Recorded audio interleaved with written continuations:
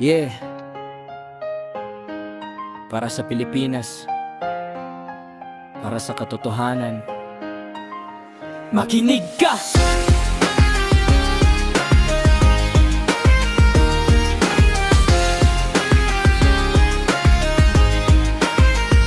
Sa mata ng bayan, malinaw ang laban. May gustong bumura sa tamang pamamahal at aral. Binabato ng paratang ang mga tumindig, pero sa likod ng eksena may lihim na tinig. Inaakusahan ng grupo na lumalaban, pero deadma lang sila, tuloy ang hakbangan. Nakatuon lang sa pag-alis sa tama, para malaya silang gawin ang gusto nila. Korupsyon sa likod na makukulay na salita, ngiting plastic pero may tinatagong agenda. Gusto nila walang hahadlang sa galaw, para sa bulsa nila todo ang agaw. Pero hindi bulag ang sambayanan, may puso, may isip, may paninindigan. Di man agad makita ang hustisya, darating din ang araw ng pag-asa.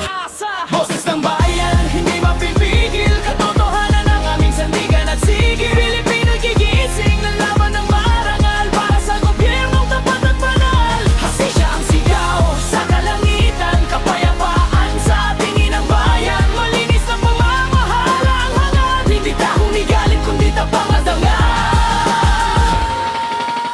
Hindi kami perpekto, may pagkukulang din, pero ang gusto lang namin ay leader na tunay at malinis. Yung hindi takot harapin ang mali, at hindi ginagamit ang kapangyarihan sa sarili. Sawa na sa drama, sawa na sa away, gusto lang ng bayan ay tahimik na buhay. Trabaho, seguridad at kinabukasan sigurado, hindi yung pangakong napapako.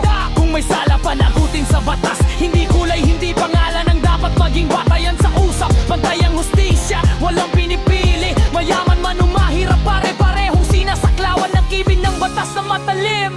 Sa bawat sigaw may dalang pag-asa, Sa bawat luha may bagong simula, hindi habang buhay ang dilim ng gabi. sisikatin ang araw sa ating ito.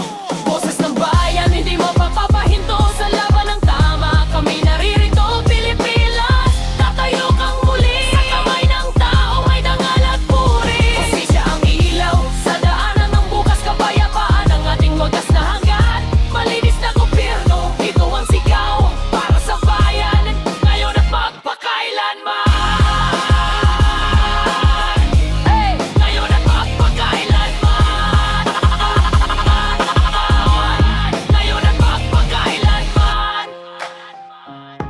Hindi ito laban ng ilan, ito'y laban ng sambayanan. Para sa Pilipinas, Pale House.